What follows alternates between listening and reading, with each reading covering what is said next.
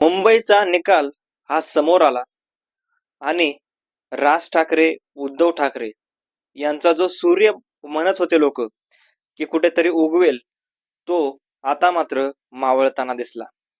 खऱ्या अर्थानं राज ठाकरेंना वाटत होतं की कुठेतरी उद्धव सोबत आलेलो आहोत आपण, मग उद्धव ठाकरे सोबत आल्यानंतर आता आपला सूर्य हा नक्कीच उगवणार आहे, अशा प्रकारचं वाटत असताना मात्र ठाकरे हारले. पण ठाकरे हारण्याचं एक महत्वाचं कारण माहितीये का तुम्हाला? ते माहिती नसणार आहे.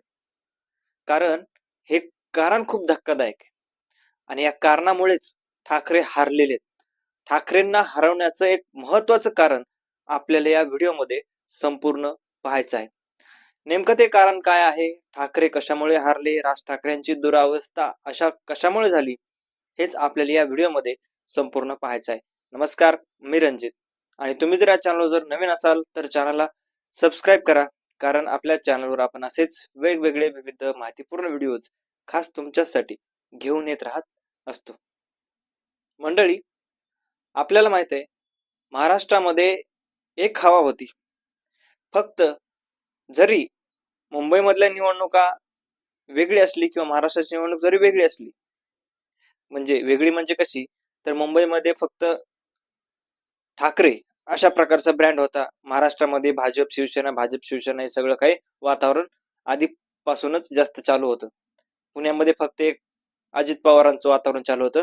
त्या ठिकाणी अजित पवार विरुद्ध महेश लांडगे, जे महेश लांडगे कुठेतरी स्वतःच्या कर्तृत्वानं आणि स्वतःनं काय करू शकतो एक माणूस महेश लांडगे सारखा, त्या माणसानं करून दाखवलेले. पुण्यामध्ये एकतर्फी अगदी अजित पवारांचा पक्ष हा सिंगल डिजिटवर आलेला आहे त्या पुण्याच्या ठिकाणी.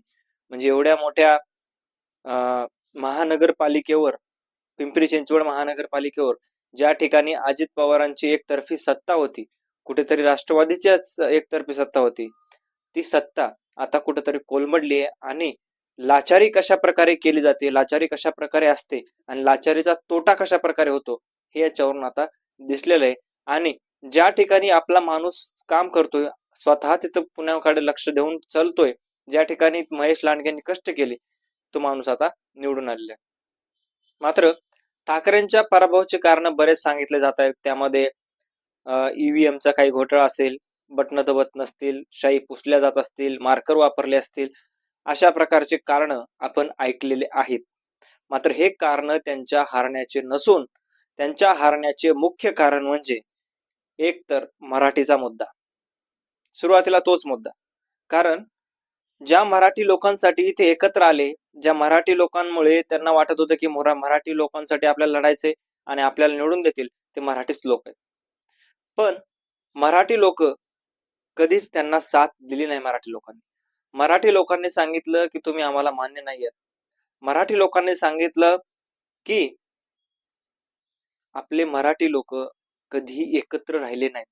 मुख्य गोष्ट म्हणजे ही झाली की मराठी लोक कधीही एकत्र राहिले नाहीत आणि याच गोष्टीचा फायदा किंवा याच गोष्टीचा तोटा हा ठाकरेंना झाला, फायदा बीजेपीला झाला, शिवसेनेला झाला. बीजेपी आणि शिवसेना आणि ठाकरे गट यामध्ये मराठी माणसं डिवाइड केले गेले आणि मनसेच्या हाती उरलं ते काहीच उरलं नाही. आता काय उरलं किंवा काय झालं किंवा कशा गोष्टी झाल्या, या सगळ्या तर खूप भयंकर घडल्या. मात्र खऱ्या अर्थानं जर विचार करायचं गेलं तर कुठलीही गोष्ट राज ठाकरेंच्या दिशेनं नव्हती. पण एक गोष्ट राज ठाकरेंच्या दिशेनं होती, ती म्हणजे मराठीचा मुद्दा, मराठी माणसासाठी एकत्र यायचंय आणि मुंबई आपल्याला वाचवायची, ही गोष्ट त्यांच्या पारड्यात जड होती. त्याप्रमाणे उद्धव ठाकरेंच्या शिवसेनेला भरपूर प्रतिसाद मिळाला, भरपूर मोठ्या प्रमाणामध्ये त्यांच्या जागा सुद्धा आल्या. मात्र हेच कारण आहे मुख्य की मराठीचा मुद्दाच त्यांना मुख्य मुद्दा नडला. भाजप एकतर परप्रांतीयांना घेऊन सोबत चाललं, प्लस म्हणजे शिवसेनेसोबतले जे मराठी माणसं आहेत त्यांना घेऊन सोबत चाललं आणि भाजपमधले जे मराठी माणसं आहेत त्यांना घेऊन सुद्धा सोबत चाललं. म्हणून भाजप निवडून आलं असं म्हणायला हरकत नाही. आणि त्याच्यामध्ये पुन्हा अजून बीजेपीनं जे काही स्कॅम केलेले म्हणतो आपण, मुख्यमंत्री कशा प्रकारे मार्करचा हात चोळून दाखवतायत की बघा निघतं का मार्कर. या ठिकाणचे बरेच मुद्दे आहेत, कशा प्रकारे मार्कर निघतं. मुख्यमंत्री साहेब, हे आम्हाला माहिती, तुम्हाला माहिती, सगळ्यालाच माहिती, तुम्ही असं करायला लागले नुसतं, ते मार्कर निघन कसा दादा. हे म्हणजे या गोष्टी कुठेतरी ठाकरेंच्या विरोधात गेले आणि ठाकरे हरले. आणि आता बघणं महत्वाचं आहे पुढं काय होतंय, पुढच्या गोष्टी कशा येतात, हे सगळं आपल्या चॅनलवर नक्कीच पुढच्या व्हिडिओमध्ये बघून आपण सांगण्याचा प्रयत्न करणार आहोत. भेटूयात नवीन व्हिडिओमध्ये. तोपर्यंत धन्यवाद.